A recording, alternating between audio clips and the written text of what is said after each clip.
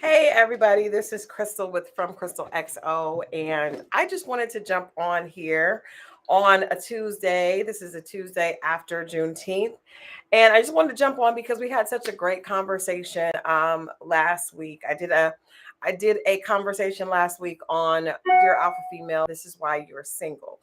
Dear Alpha Female, this is why you're single. And a lot of you had a lot to say about that, right?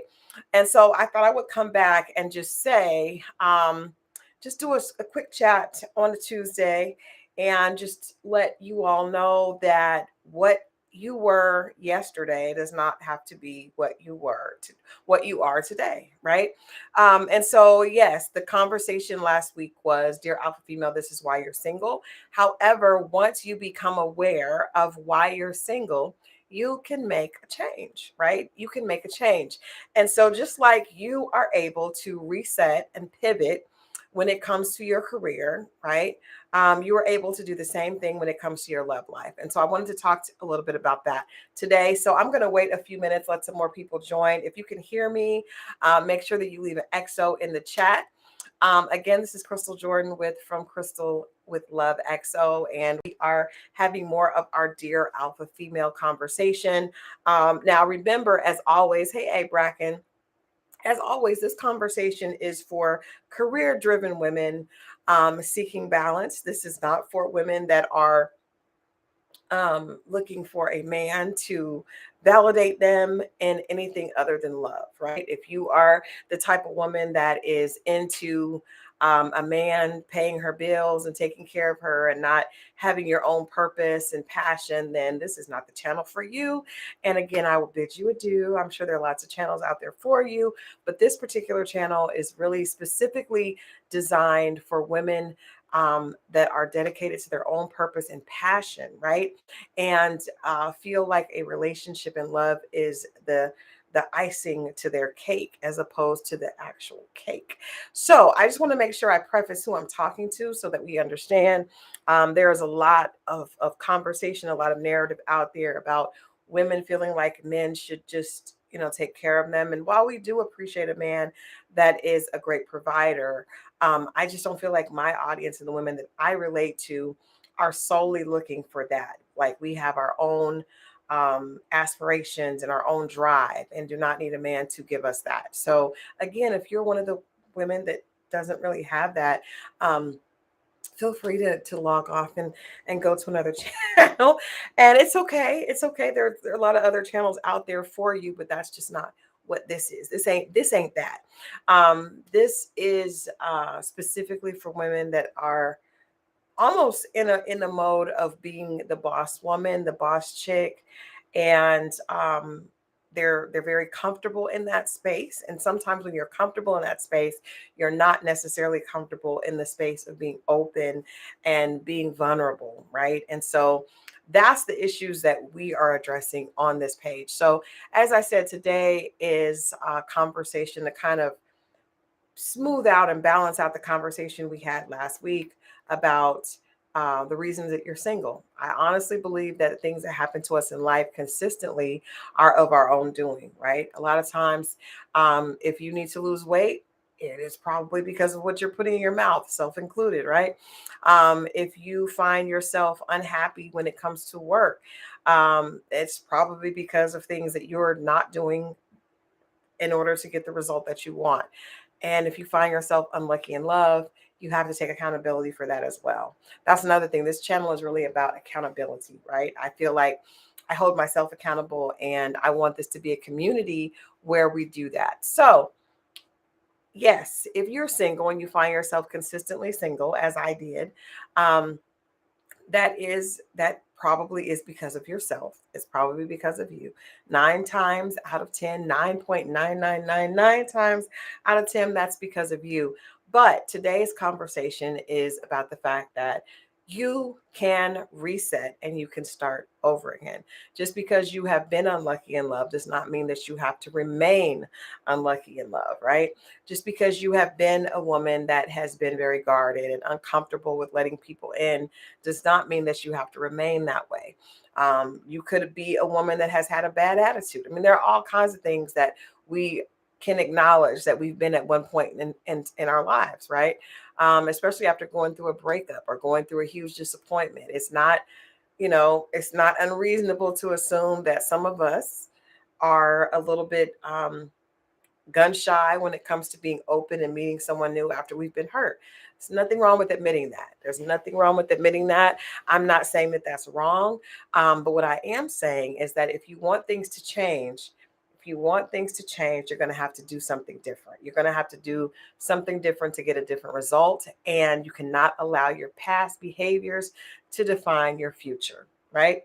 So, I wanted to give you guys a few pointers on that. I think that this is something that I can really relate to because I was able to do that. The very first thing that I tell all women, I even tell my friends this, you guys, I have some very close personal friends. Most of my friends, actually, all of my friends are, kind of fitting that alpha female vibe. We are all, I consider my tribe iron sharpening iron.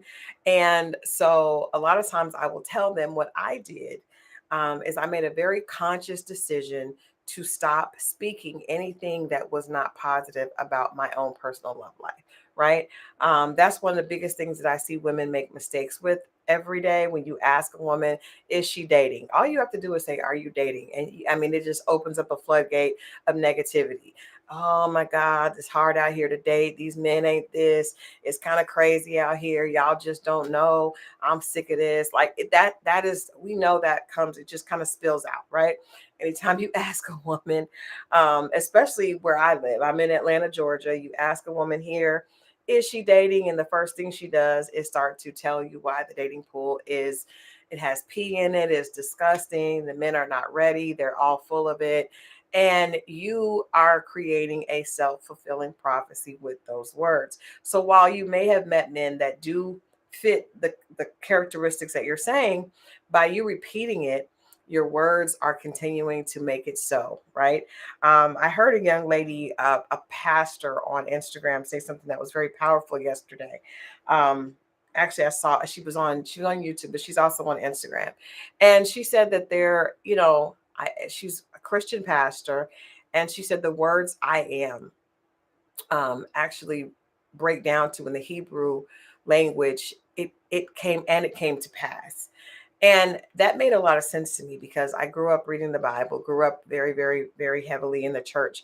And I remember um, when they would ask God who he was, he would say, I am that I am. And there's scriptures saying that throughout the Bible, right? So to hear that I am means it will come to pass, made perfect sense to me based on what I had been taught and what I learned. And also, if you listen to motivational speakers that are able to talk to people about the importance and the power of self-actualization, whenever you put the words I am in front of anything, you are really telling a self-fulfilling prophecy. So when we as women start out the conversation, I am tired of this BS. I'm sick of this. I'm over it. Like, you guys realize how powerful those words are. Words that you're just saying very, instinctively and not putting a lot of thought into, but you're putting those words out into the universe and those words are coming back.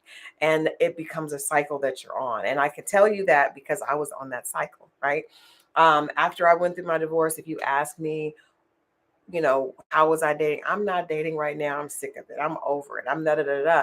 And that became my reality. 10 years of being single, that became my reality. And so I would say to you, the very first thing I'm going to ask you to do, if you're looking to reset, restart, and recharge your dating life or your romantic life, is start being very intentional about the words that you allow to come out of your mouth, specifically when you're speaking about yourself and speaking about your future, even speaking about your present. Because if you're saying, I am sick of something, then you are basically locking yourself into this negative cycle, right? You're saying that I am, and that is going to continue.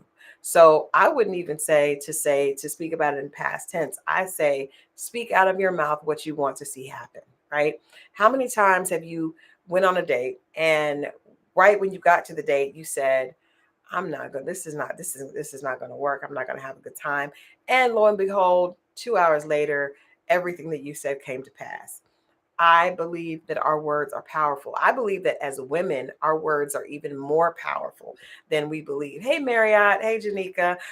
Thank you guys so much for tuning in. I just decided to jump on. As I said, I'm gonna be doing this a lot more often. I just want to start having these conversations because I see that there are people out there that actually appreciate them and need them.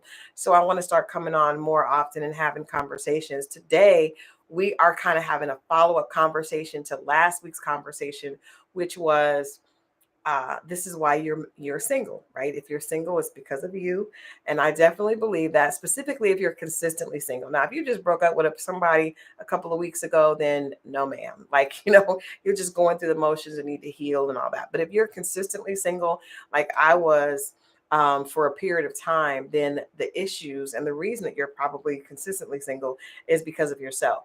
And so, the very first thing that I want you to do as you look to restart, recharge, and reset your dating experiences and your dating reality is to not allow anything that is not negative to come out of your mouth. And that is difficult, guys. I understand that. You go on a bad date, the first thing that is the instinct that you want to say is, I'm over it. I'm sick of this. But I am challenging you, my sisters, not to do that. And it really has less to do with the person that you've gone out with and more to do what you want to see from your future, right? And I can tell you, I made a conscious decision not to do that. I specifically said, I'm going to stop saying anything that's not positive when it comes to Black men, because for me, I knew I wanted to date a Black man.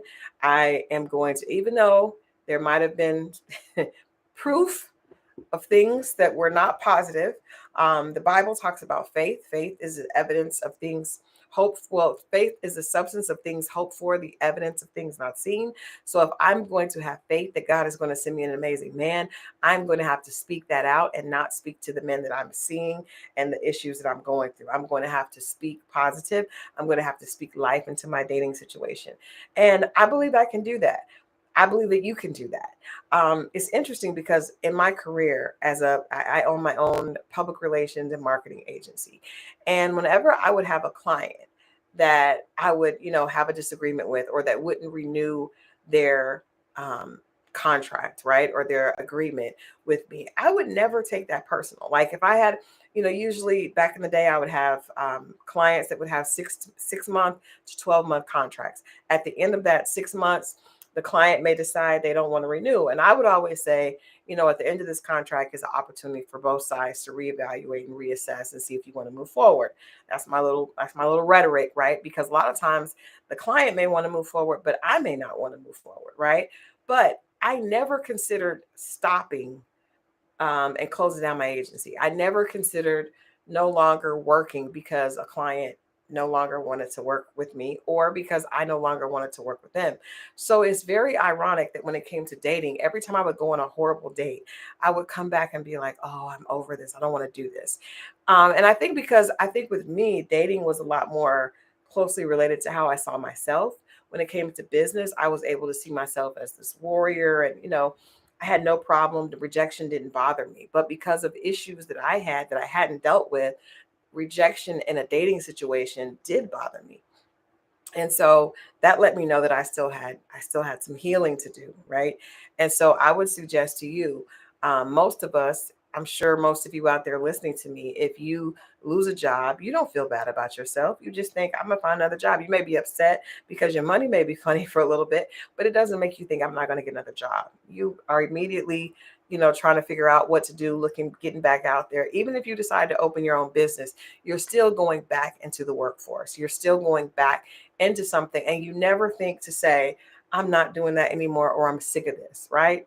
I'm not working, I'm sick of working. These, like, that's not even an option. That's not even an option.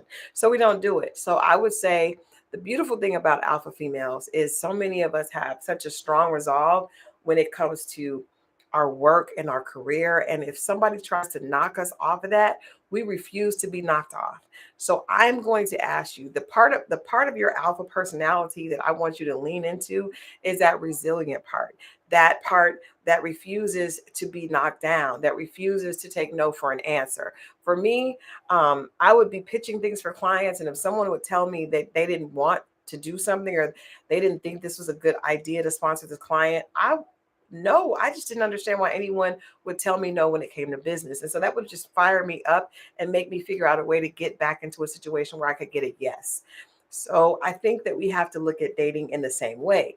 Not that we're desperate, or that we're but I feel like just because that guy wasn't the right one, there's another one out there, right? And the right one is out there for me. Just like I knew that there would be other clients that would want to use my services, and there always were, right? And there were always other guys too. But a lot of times for me, I was so focused on the negative, and I wasn't open to the positive. So again, first thing to do when you're recharging, resetting, and restarting is to stop any negative conversation from your own lips. Eventually you're gonna have to stop thinking it, and make sure that you check yourself. I was waiting on you, gun boss. And you took a really long time. You took a lot of turns. I don't know what's happening. You guys know that they say that, the Prince Charming will find you. I remember thinking that my Prince Charming must have, his GPS must have been broken. And it appears that it was, and it was leading him other places. But he is here, and, praise God. But moving on to point two. Another thing that you need to do if you want to recharge, restart, and reset your dating relationship and your outlook on dating is you need to stop taking things personal, right? You need to stop taking things personal. So if something does not work out, it does not have anything to do with you personally. And I think this is a touchy subject, right? Because a lot of us are so used to putting up this strong front of saying, I know I'm this, I know I'm that. But the reality is there's a little girl that's kind of unsure deep inside of us, right? And so when we run into a situation where a guy may not see us as that wife, or he may not be ready to do that, or he just may not be that into you, we kind of internalize that and take that personal. I need you to look at it just like, again, if it is a work situation. Anything that is for you will not miss you. Once you know that deep down inside, you will not take any situation that doesn't work personally, right? I remember there were so many guys. I was having a conversation with my daughter. I had the opportunity to go spend about 3 days, 3 or 4 days with my daughter, just the two of us talking, right? And I was talking to her about dating because she's, in a frustrated situation. And so all this content that I'm telling you guys, I'm telling my baby girl. So I told her, it's interesting because after I got divorced, I was a single mom. I definitely felt like, dating with two children, in my 30s after being divorced, I felt like that was a negative thing for me, right? And so when I would run into a guy and it wouldn't work, I would internalize it, and I would think that there was something potentially wrong with me. Now, I did not share that out loud with anybody because I had to keep up this front of, I know it's him. He probably this, he probably that. But the reality is, it did make me question myself. And this is the thing, as I told my daughter, probably out every situation that I encountered that were, men that were of standard and of note, so many years later, so many of those guys would reach back out to me and explain what happened, right? And I would remember thinking, like, wow, all this time I thought there was something wrong with me. And really, one guy was like, I just wasn't ready. Another guy told me, I was in a relationship and I just didn't want to tell you. I didn't want to hurt you. And another one told me they were having issues and they realized they needed to go to counseling, and they came back and apologized. So many things, but it was years later, years and years and years later. And so what I learned from that is a lot of times, there's a saying that man's rejection is God's protection. That sounds so cheesy and cliche because it's hard to believe that something that we want really bad is not good for us. And if something that we want really bad does not want us, our first instinct as a woman specifically is to try to figure out why not, right? Even for me, I remember when my first relation with my first husband, when he had an affair, the first thing I did was look at myself. what did I do wrong? What am I not pretty enough? Am I not attractive enough? That is the first, that's an instinctive thing. So when a person, if you're dating a guy and he's dating two or three other guys and he picks one of the other girls, a lot of times the first thing we think is, well, what was it about her and not me? When I promise you, what is for you will not miss you. I'm telling you that God is able to see the whole picture, and we're not. And so you have to really trust that. All this kind of comes back to faith. I say I'm not a pastor, I'm not a preacher, but I honestly, after growing up in the church and hearing these things and reading the Bible and seeing how things work, I realized that faith really is the core of anything that you want good to happen to you. You have to have faith. If you want your business to be successful, you have to move in faith. If you want a great relationship, you have to move in faith. And so, in faith, you have to realize that whatever God has for you is not going to miss you. There is no way that it can miss you. So, if you go on a date with someone and you start dating that guy, and 3 months in, that relationship does not work out, as opposed to throwing down the towel and deciding that all men are horrible and maybe you're not good enough, you have to have faith enough to know that this was not for me. Because if it was for me, then it would not end this way. And I'm not saying this is easy, but I'm telling you, this is the work. This is a part of the work that we have to do. Good evening, Edna, and thank you so much for joining. You guys that are just tuning in, this is Crystal Jordan, and we are doing our Dear Alpha Female Conversations. I've decided to start doing these a little bit more often because I see that there are some of you out there that really need to hear this. And I want to make sure that we're going through the book. And so the first step was, if you are wanting to recharge, restart, and reset your dating reality, right? Last week I said, if you're single, it's probably because of you. And it is. I stand on what I said. However, you can change that. Just like you can change your behavior at work, you can change your behavior as a mother, you can change your behavior. You can change your behavior when it comes to the way your dating relationship and your dating reality is going. All you have to do is recharge, reset, and restart. And the first thing that we're going to do when we recharge, restart, and reset is we're not going to allow anything negative to come out of our mouth, even if we see negative, right? Even if we see negative, we are not going to allow it to come out of our mouth, because when we allow it to come out of our mouth, it therefore comes back to us and starts to define our future. And that's what we do not need. So all we're going to allow to come out of our mouth is positivity. The second point that we're going to do is we're not going to take things personal. We're going to know that what is for us is for, it will not miss us. It will not reject us. It will not recognize us. If that man is for you, he will recognize you in the time that you're supposed to be with him. There is no way that he will not recognize you. I was being funny earlier and I told you guys, I was wondering, like, is my Prince Charming lost? Did he go to the wrong house? What in the hell has happened? But the reality is, yes, he probably did, but it just wasn't time. He showed up when it was time. And when I promise you, God's timing is right, you just have to believe that. And if you're believing that, you're going to be a lot more receptive. Your energy is going to be different. When we're sitting at home thinking that life has done us a disservice, these men are crazy, and I'm keep getting rejected, that is the energy that people meet when they come and meet you. That's the energy that they receive, and that is not an energy that's receptive. That's not the energy of someone that someone else wants to start to build a life with. So yes, and he did find me. He reached out to me on Facebook. He did find me. But all this time, I believe that if I had done the work that I'm telling you all to do, I would have found him a lot. He would have found me a lot sooner, right? And probably he had some work to do too, because he was doing some, he had some work to do as well. God was working on both of us. But the important part is to know that what is for you will not miss you. There is no way the right man that is for you is not going to recognize you when he sees you. There is also no way the right man that is for you is in a relationship with someone else, married to someone else. And if he is married to someone else, you need to leave him there until he gets divorced and goes through his healing process and finds you. You don't need to try to wait and sit on the sideline while he's married. That's a whole nother story. That's a whole nother topic, but I'm sure you guys know that, and we'll definitely get into some of the reasons that we end up making bad decisions. That's another chapter, that's another day. But today we are talking about how we can recharge, restart, and reset when it comes to our dating reality, because I want you all to know that just because you may be the cause, there are a lot of people out there that are saying, oh, well, black women are this way, black women are this way. And the reality is you may have some ways that you need to change.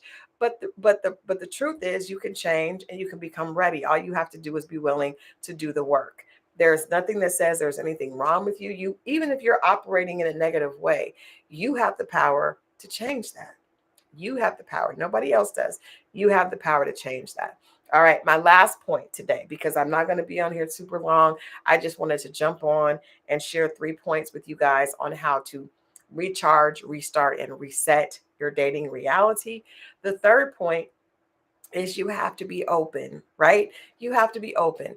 Let me tell you guys something. The only thing that keeps us rigid and unable to look outside of this long list, right, is fear, right? Fear, anything derived in fear is not good for you. So if you have a list that's 3 or 4 pages long, that list, and you're unwilling, to go outside of that. It's like he has to be 6'3", he has to make six figures, he has to be this, he has to be that, and you're rigid in that. That is because you are afraid. And again, I'm going to say this one more time. Any decisions based in fear are the wrong decisions for your life, right? Thank you so much, KW. I appreciate that. That's why I said I got to start doing these more often, because I just want to be able to really get this message across. And I think this is really important. Um, I think that you have to understand that fear is the basis for a rigid person. When you find people that don't want to, they're unwilling to be flexible, they're unwilling to compromise, it's because they're afraid of being hurt, right? They're afraid of being hurt, they're afraid of being taken advantage of, they're afraid of looking stupid, they're afraid of being left out there. They're afraid, they're afraid, they're afraid. And fear is the opposite of love. Again, did you guys catch that? Fear is the opposite of love. Fear will keep you single. Fear will keep you in bondage. Fear will keep you living a life that is not God's best for you, right? And so, what I want to say to you guys, I was very fearful. I think I shared this story the last time. Fear kept me safe and kept me from getting my heart broken again, but it also kept me from being loved again. And so, if you are unwilling to let go of your fear, then you're really saying, I'm unwilling to allow someone to love me. And anytime you are stuck and rigid and not open to listening, or even considering something else, is because you're just afraid.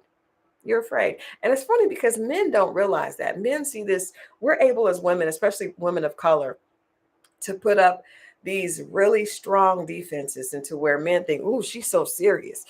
She's so tough." I used to get that all the time. And you guys, I am not strong. I am not tough. Well, I am strong, but I'm not tough. I'm like the biggest marshmallow inside. But when it came to men, I did put up this defense because I wanted them to know I'm not playing with you. I'm not trying to be, I'm not trying to let you be taking advantage of me and all this. And it was this fear that came across as meanness and sternness, right? And that wasn't really Crystal. It wasn't really Crystal. Crystal's not really like that. Crystal really is soft, and Crystal really is, just wants to be loved and wants to love. And so, because I allowed fear to be that defensive wall, it did keep people out. It kept me safe, but it also kept people out. I would even be afraid to really, and this is going to sound crazy, but some of y'all will understand what I'm saying. When I would meet a guy, I would be afraid to really just be myself and be nice and sweet to him, because I didn't want him to think that I was stupid, right? I will tell you guys, my husband, it was Father's Day. And one of the things that I can say that I enjoy about my relationship now is I'm able to just be my natural self. I'm still working on letting some guards down because they've been up for so long. But I wanted my husband to feel special because I feel like he does so much for myself and his family. And I'm able to just love him without feeling restraint, right? And that came because I was able to let go. Able to let go. I'm gonna tell you guys a quick story. When I had my son, I was married to my first husband when I had my son. And my son was my pride and joy.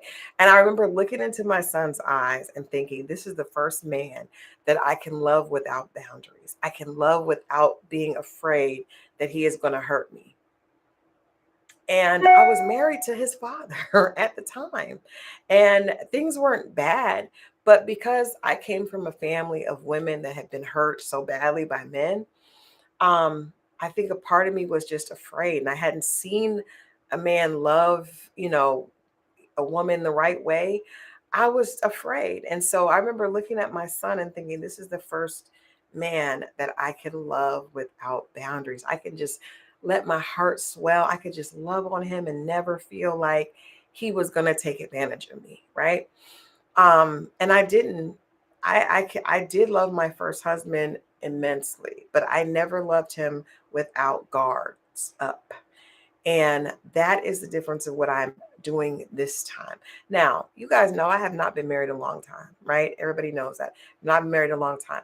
And I am not stupid. So I am not suggesting that I am, in this fantasy relationship that is perfect all the time and is going to I believe that my marriage will last because I love my husband and I understand um God's God is a part of our relationship and we're both working very hard at it. But what I want to be honest with you guys and say is that I am enjoying being able to be crystal and just loving on him without boundaries. And even if something horrible happened and that did not work, I would not regret it. I would probably be devastated. And I probably would, I would be devastated. I'm not even going to say probably, I would be devastated. But the reality is, it feels good to be able to just be crystal, right? It feels good to be able to just love without thinking, ooh, you're going to try to take advantage of me. Ooh, like that is not loving at its full potential. And when you're not loving someone else at your full potential, you cannot expect them to love you at their full potential, right? Because people can pick up on the fact that you're afraid. People can pick up on the fact that you're holding back. People can pick up on the fact that you're holding them at arm's length. And that's not what we really want to do. We really want to wait for the man that God sends us so that you're able to love him without boundaries. So I just wanted to jump in and share that with you guys on a Tuesday night. Again, if you are someone that feels like you have been single and you can acknowledge that it is because of yourself, which there really is no other reason that you would be single, because I don't care if there are, you know, 18 or 28 men to every women to every one man. All you need is one that God has for you, right? And that's what I operate in. I always know I only need one. I had no problem believing that I could break statistics when it came to going to college, when it came to my son going to this Ivy League school. I had no problems believing that God could do exceedingly abundantly above what I ever imagined. But when it came to a relationship, it was hard for me to believe that God could do that. But he can. He can do the exact same thing in one situation that he can do in another. And I love everyone watching, but there's nothing special about me. The only thing that is different about me than some of you that may be out there dealing with that is the fact that I finally let my guard down and I finally opened up and said, not my will, but your will, Lord, but whatever. Because obviously I'm picking bad. And I'm not only picking bad, but I'm picking bad and then saying, oh, I don't want to do this anymore. I don't want to fall in love anymore because I made a bad decision. Horrible. So, last but not least, you can restart, reset, and recharge your dating reality. You are in the control. You are in control, right? I believe that we all have the power to write our happily ever after. Now, happily ever after does not mean that you're going to find a perfect person, because my dear sister, you are not perfect, right? It does not mean that. It just means that there is love out there for you. And if you're willing to give love without boundaries, I believe that God has someone that is willing to give you love without boundaries. But you have to be willing to make the changes. You have to be willing to hold yourself accountable, right? So I'm not going to come on here and talk all the BS that a lot of these love gurus are doing where they're yelling at you. We're not going to do that. We're just going to be honest. I believe love is out there for all of us, but I believe the reason that a lot of us haven't realized it is because we haven't seen it and we have not done the work on ourselves. And so I'm here to tell you, you can do the work on yourself and you can change. You can change anything up. I heard before, and this actually made me feel good because I've always been a short, little, thick something. And I remember this Tony Robbins said you can change your genetic. You can actually change your DNA, your genetic makeup by changing what you eat, by changing your patterns, by being committed, by being disciplined. I feel like you can change everything about yourself that you don't like. You have the power. God has given us free will. We have the power to change. And so, with that being said, this can be the beginning of you changing your reality. KW said, Crystal, do you do one on one chats? I am going to start doing one on one chats. That's the reason for us doing these, me doing these lives more. I am looking to come back after I'm going to Essence. So, if any of you guys are headed to Essence, I welcome you to come by.